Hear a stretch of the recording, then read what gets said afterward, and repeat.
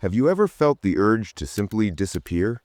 To leave behind the noise of traffic, the endless bills, the pressure of work, and the constant phone notifications?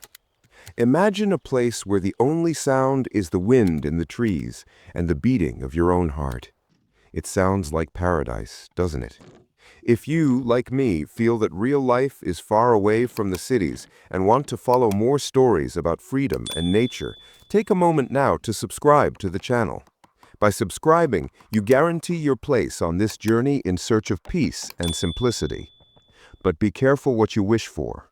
Absolute solitude can be a person's greatest dream, but it can also become their greatest nightmare if they are not prepared. When you enter the forest to live, you aren't just changing your address. You are entering a territory where nature is the only law, and it doesn't care one bit if you are tired, cold, or scared. Many of us romanticize the idea of living isolated in nature. We see pretty photos on the internet and think it is an easy and relaxing life. But the reality is brutally different. To build a shelter far from civilization, the first thing you need to sacrifice is comfort. There is no button to turn up the heat when it gets cold. There is no magic faucet that brings clean water. Everything, absolutely everything, costs physical energy. Looking at the vastness of the forest makes us realize how small we are. If something goes wrong out here, there is no one to call. This feeling of vulnerability is constant. It is a primitive fear that most of us have forgotten living in safe cities. Could you sleep soundly knowing you are the only human for miles?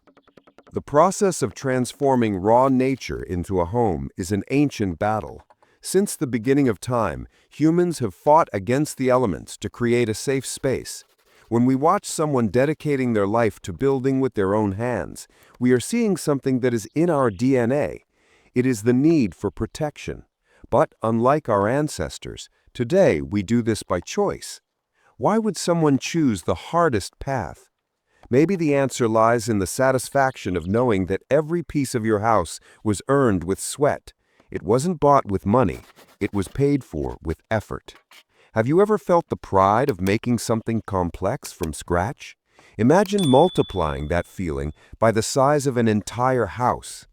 But don't be fooled. Exhaustion is a faithful companion on this type of journey. The human body has limits, but the forest demands that you push past them every day, lifting weights, cutting, dragging, digging. The repetition of movements can lead the mind to an almost hypnotic state, but it can also lead to dangerous exhaustion. A moment of distraction caused by tiredness can result in a serious accident. And remember, there is no hospital around the corner. Survival depends on full attention. Every step needs to be calculated. It is a chess game against gravity and the weight of the materials. Would you have the discipline to maintain total focus while your body screams for rest? And then there is the weather. Nature is unpredictable and changes its mood in a matter of minutes. A sunny day can turn into a violent storm in the blink of an eye. Rain isn't just water, it brings cold, mud, and humidity that tries to penetrate everything. Building a shelter is a race against time. You need a roof before winter arrives, before the snow covers everything and makes work impossible. The psychological pressure of seeing the days get shorter and the nights colder is immense. Can you imagine the anxiety of knowing your life depends on the speed of your work? If you fail, the cold does not forgive. The silence of the forest is something that deserves mention. In the city, we never experience real silence. There is always a background hum. But here, the silence is heavy. It forces you to be alone with your own thoughts. For some people, this is the cure. For others, it is madness. Without the distractions of TV and the internet, you are forced to face who you really are. There is no way to run from yourself in the middle of the woods. This raises an interesting question. Are we addicted to noise because we are afraid of what we would hear if everything went quiet? The solitary builder needs to be his own best friend because there is no one else to talk to. Wood is a fascinating material. It is alive. It breathes, expands, and contracts. Working with wood is not like working with concrete or steel. It requires patience and respect for the material. Each log is different. Each piece has its own personality. Building a cabin is learning the language of the forest and using it to your advantage. It is a collaboration, not a domination. The smell of cut wood, the texture of the surfaces, all of this connects man to the earth in a deep way. In a world of plastic and disposable things, creating something solid and lasting is an act of rebellion. Do you miss having contact with real, natural things in your daily life? Safety is an illusion in the city, but in the forest, the danger is real and visible. Predators, insects, the risk of falling trees. The night brings a darkness that most modern people have never seen. Without the light pollution of cities, the darkness is total. The senses become sharp. Any snap of a dry branch makes the heart race. Our imagination fills the dark with monsters. It is the survival instinct speaking loudly. Building solid walls is the only way to create a barrier between you and the unknown outside. The cabin becomes a fortress. When you close the door, you are telling the wild world, "In here, I am in charge." But what motivates someone to continue when hands are full of calluses and backs ache? It is the vision of the final result. The promise of a hot fire in the fireplace while the storm roars outside. The idea of home is powerful. A home is not just a place to sleep, it is a sanctuary. It is where we feel safe to let our guard down. And when you build this sanctuary yourself, the emotional connection is indestructible. Every corner of the house has a story. Every mistake made during construction is a lesson learned. It is not just a wooden structure. It is a monument to human persistence. Do you have any place in the world where you feel completely safe and at peace? Living isolated also changes the perception of time. There are no rush hours, meetings, or deadlines imposed by bosses. Time is dictated by the sun. You wake up when it gets light and sleep when it gets dark. You eat when you're hungry. This freedom is what many seek, but it requires rigorous self-discipline. If you don't get up to get firewood, you will be cold. The responsibility is entirely yours. No one is coming to save you if you're lazy. This is true freedom, being totally responsible for your own existence. Are we truly free in the city, or are we just dependent on a system that keeps us comfortable? The simplicity of this life is deceptive. It seems simple: eat, sleep, work, keep warm, but each of these tasks requires knowledge and skill. Making a fire, for example, seems easy until you try to do it with wet wood and frozen hands. Cooking without a gas stove or microwave requires planning. Life in the forest eliminates the superfluous. You realize that you need very little to be happy, but that little is essential. Worries about fashion, social status, or the car of the year disappear. What matters is, am I dry? Am I fed? Am I safe? This mental clarity is something that money cannot buy. There was also an undeniable beauty in the creation process. Seeing something take shape day after day brings a satisfaction that office work rarely provides. It is tangible. You can touch your progress. And as the cabin grows, the builder's confidence also grows. He discovers that he is capable of more than he imagined. Overcoming the physical and mental challenges of construction strengthens character. It is a journey of self-discovery. How many times in life do we doubt our own capacity before even trying? Seeing someone face a giant project alone inspires us to think about our own abandoned projects. Winter in the forest is the final test. When the snow arrives, the world changes. Everything becomes white, beautiful, and deadly silent. The cabin needs to withstand the weight of the snow and the howling winds. It is the moment of truth. If the work was done well, there will be warmth and comfort. If there were shortcuts or laziness, winter will reveal the flaws pitilessly.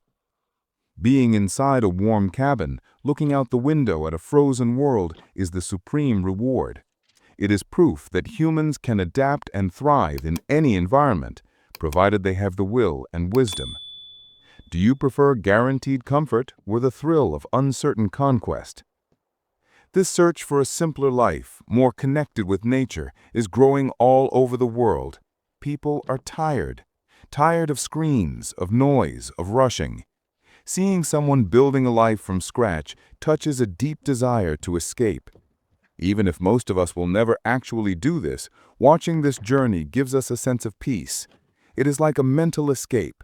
For a few minutes, we are not on the living room sofa. We are there, smelling the forest and hearing the sound of the axe on the wood. It is a reminder that there is another way to live, far from modern madness. The rustic aesthetic has a charm that modern architecture cannot replicate. The imperfections of the wood, the irregular stones, all of this tells a story of natural origin.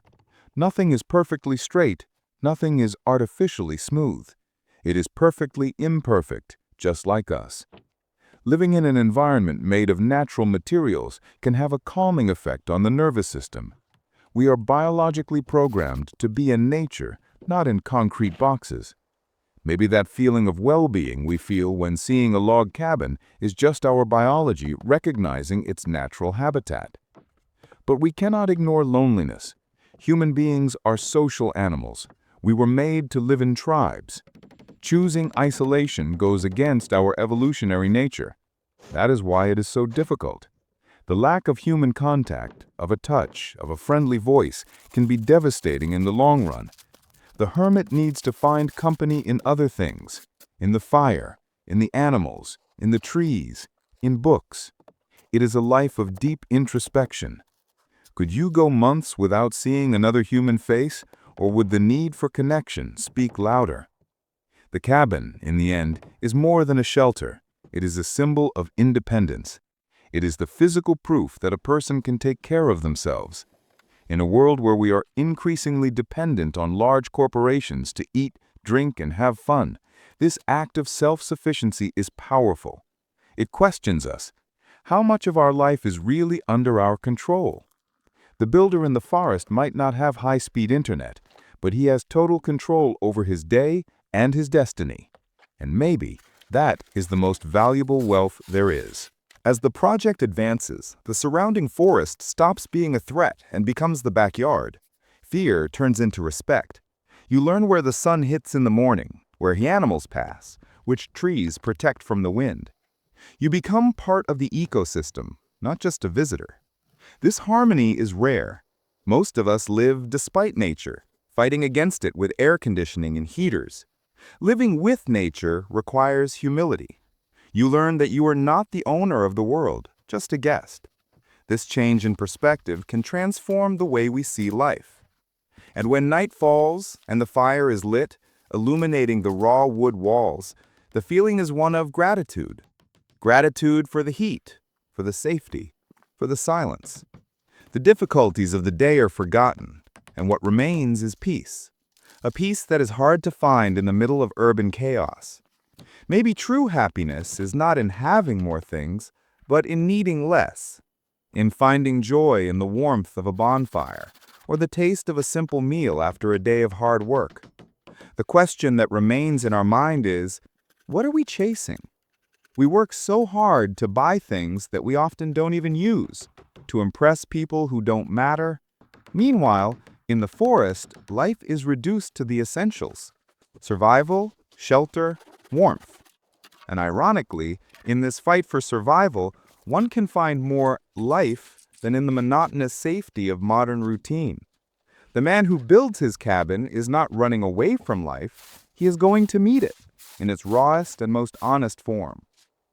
Looking at this finished cabin, integrated into the landscape as if it had always been there, we feel a pang of envy, not necessarily of the house itself, but of the freedom it represents. The freedom to define one's own rules, to live at one's own pace. It is a reminder that the bars that hold us are often invisible and built by ourselves. The door of the cabin is open to the forest, but it is also open to a new way of thinking. So, the next time you feel suffocated by the pressure of the day-to-day, Remember that there is a place where time stops. Remember that it is possible to build a different reality, brick by brick, or log by log. The forest is there, waiting. Peace is available, but the price is the courage to let go of what is known and embrace the uncertain. Would you have the courage to take the first step to build your own version of freedom? Or will you just keep dreaming through the screen? The choice, as always, is yours.